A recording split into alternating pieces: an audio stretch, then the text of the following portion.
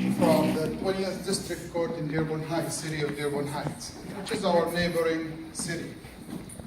And the judge and I go way back. I don't want to date myself, but at some point I was helping her with math when she was a student. I was kind of like her teacher. So I'm so proud of her, where she started and where she ended up at. And look at her now. She's a judge. She's a great role model for students like you, for citizens in our community. And we're very happy and glad that she freed some of her time to come and read to you. After she's done reading, we can have some questions for her.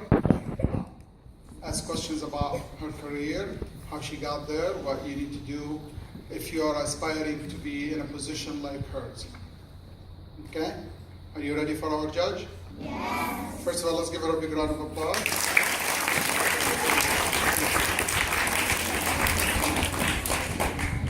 Well, good morning, students. Good morning. Either or works.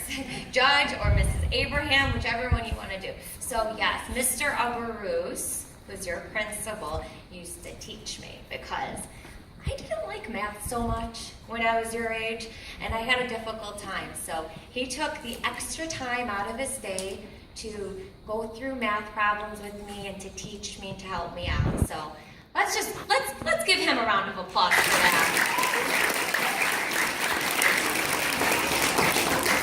So let's see. I don't want everyone speaking at the same time, so we're going to have you guys raise your hands if you don't mind. What grades do we have in here today? How about this? I'm going to say a grade and you guys raise your hand. That's probably a better idea. Teachers, help me out at any time. Okay, do we have first grade in here? No. Okay, second grade. Yes. Where's my second graders? Let's see. You guys are second graders. You guys are too big to be second graders. All right, third graders. Oh, and then there's my third graders. Look at that. Fourth graders. Wow. Any fifth graders? There you guys are in the back. Wow, you guys are all so big. That's great. Well, I want to thank you guys for having me here today and to read to you guys. So, again, we're going to do a show of hands, or anybody who knows the answer. He already said what I do, my profession, as a judge. And judges wear this thing right here, and this is called a robe, okay? How many people have moms that wear robes in the house? Yeah, a lot of people, huh? But your mom's robe doesn't look like this now, does it? No, doesn't look like this. This is boring right here. I want it. So for my job, I wear a robe, and that's the way you're able to distinguish who I am and what I do. So I wear this robe when I go into anyone can know the answer to that? Right there. Court. Into my courtroom, correct. I have a courtroom, and that's where I actually do my job. And in my courtroom, I'm usually sitting up like this, up here, above everyone, so that I can see everybody. That helps me out so that I can see who's in my courtroom. And then I have so many different people that come before me for many things in my courtroom. So, you know when you're driving, well, you guys aren't driving yet, but your parents are driving or your siblings are driving, and maybe they don't stop all the way at a stop sign. What usually happens? Oh, yes. So maybe they get a traffic ticket, okay? When they get that traffic ticket, they have to go to court. And when they go to court, they see someone like me. Yes, exactly. You guys are quick. Oh boy, Oakman School. You guys are doing real well. Okay, so they see someone like me. And then they come before me, and then I usually decide, I hear what they have to say, and then I hear what the police officer has to say. Okay? So that's how we conduct court. I see all sorts of different issues in court.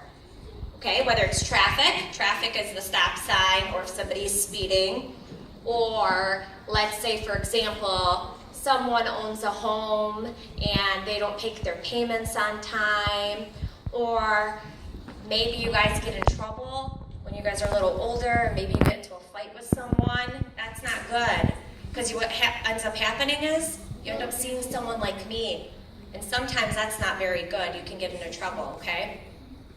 So those are some of the things that I do in my court there. All right, so what I'm going to do is I'm going to tell you the difference between what I do, and I'm a judge, but I'm a magistrate judge. Can everybody say magistrate? Magistrate. You guys are doing well here.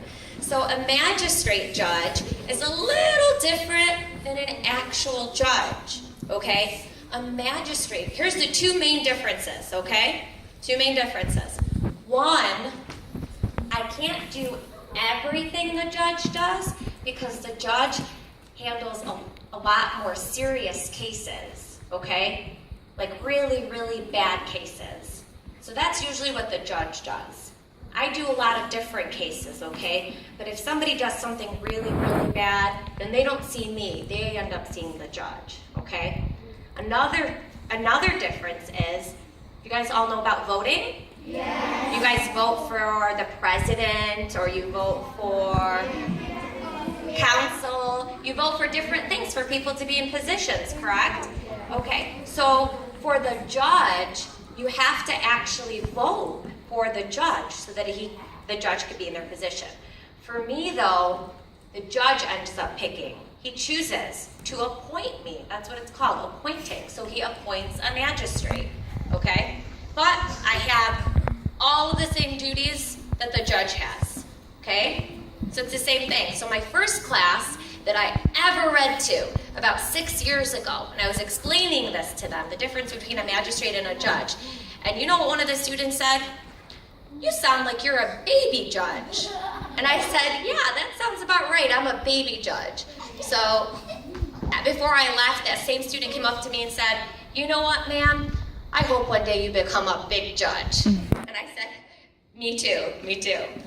Okay, so what I'm going to do is I'm going to go ahead and read this book to you. So this is one of my favorite books when I was your age. I don't know if some of you have read it before, so if you have, I still want you guys to all stay very quiet, okay? This is a big group, so we're going to all have to stay very quiet. If we have any questions, let's save them till the end, okay? Okay, so the book is called Alexander and the Terrible, Horrible, No Good, Very Bad Day. Okay, a show of hands, who knows the book? Okay, well, how about this? We're going to read it like it's the first time because you know how many years it's been since I've read this book? I'm going to tell you right now.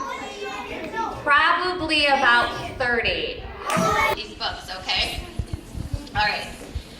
I went to sleep with gum in my mouth, and now there's gum in my hair. And when I got out of bed this morning, I tripped on the skateboard, and by mistake, I dropped my sweater in the sink while the water was running, and I could tell it was going to be a terrible, horrible, no good, very bad day. At breakfast, Anthony found a Corvette Stingray car kit in his breakfast cereal box, and Nick found a junior undercover agent code ring in his breakfast cereal box. But in my breakfast cereal box, all I found was breakfast cereal. So he didn't get a gift in his box. I think I'll move to Australia. So you see, he's sad. In the carpool, Mrs. Gibson let Becky have a seat by the window. Audrey and Elliot got seats by the window too. I said I was being scrunched. I said I was being smushed. I said, if I don't get a seat by the window, I'm going to be car sick. No one even answered me. See, there they are in the car riding along, and he's squished right in the middle. I could tell it was going to be a terrible, horrible, no good, very bad day. At school, Mrs. Dickens liked Paul's picture of the sailboat better than my picture of the invisible castle. At singing time, she said I sang too loud. At counting time, she said I left out 16. Who needs 16? I could tell it was going to be a Terrible, horrible. no good, very bad day. I could tell because Paul said I wasn't his best friend anymore.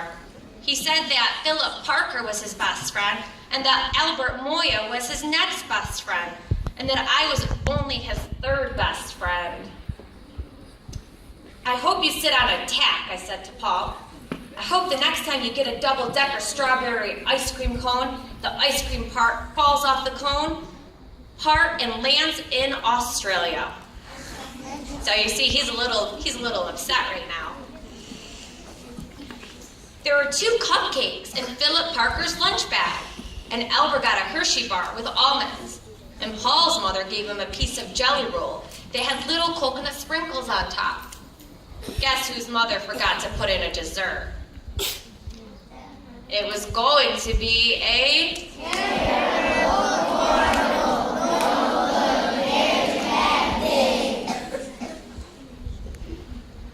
That's what it was. Because after school, my mom took us all.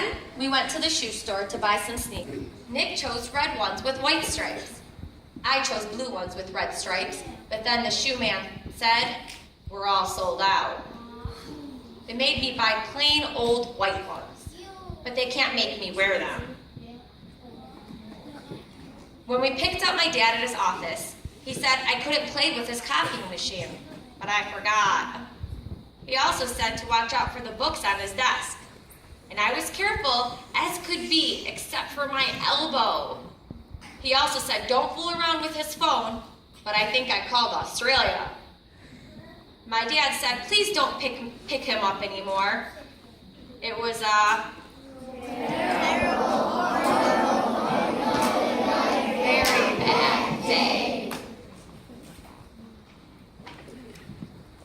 There were lima beans for dinner, and I hate lima beans. There was kissing on TV, and I hate kissing. Ew. My bath was too hot. I got soap in my eyes. My marble went down the drain, and I had to wear my railroad train pajamas. I hate my railroad train pajamas. When I went to bed, Nick took back the pillow he said I could keep, and the Mickey Mouse nightlight burned out, and I bit my tongue. The cat wants to sleep with Anthony, not me. It was a terrible, horrible, no good, very bad day. My mom says some days are like that. Even in Australia. The end.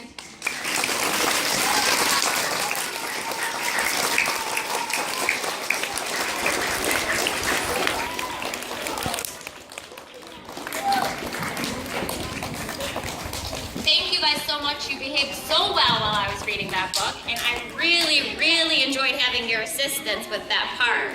Just to ask me, hopefully everyone can be patient, so I'll try to get to as many people as I can, okay? And then when you do, when I call on you, can you stand up and talk really, really loud so I can hear you? Okay, let's start right here. Stand up, honey, let me hear. What kind of judge am I? Okay, so I do, I do criminal things, so that's when people get into trouble for doing something. Or I deal with people who need help. Say they were hit. Say you were in a car accident and you were the car that was hit, so then I try to help those people out. So there's so many different things that I do. Anything that has to do with the law. Right here. Yes, dear. I've been a judge for 5 years. 5 years. So I went to school in Dearborn, and that's why I'm so excited to come read to Dearborn Public School students, because I went to school in Dearborn, and I was born and raised in Dearborn, okay? So I went to a school called Salina. Anyone heard of Salina? Okay, so I went to Salina, and then after Salina, I went to middle school, and then after middle school, I went to high school. What's high school? And then after high school, I went to college. And then I went to one more place. Then I went to law school. Good job. So that I can become a lawyer. Anyone here know what lawyers are? Yeah? Okay, so I had to become a lawyer first. And after I became a lawyer, then 5 years later I became a judge. Wow. So I was a lawyer for 5 years, and now I've been a judge for 5 years. So how long is that together? 10 years. Good job. Yes, you. Do you watch Judge Judy? Do I watch Judge Judy? That's a great question. Yes, I used to watch Judge Judy. So you see Judge Judy? You see the things that Judge Judy does? Yeah, so I do those things. Exactly those things. Who here knows who Judge Judy is?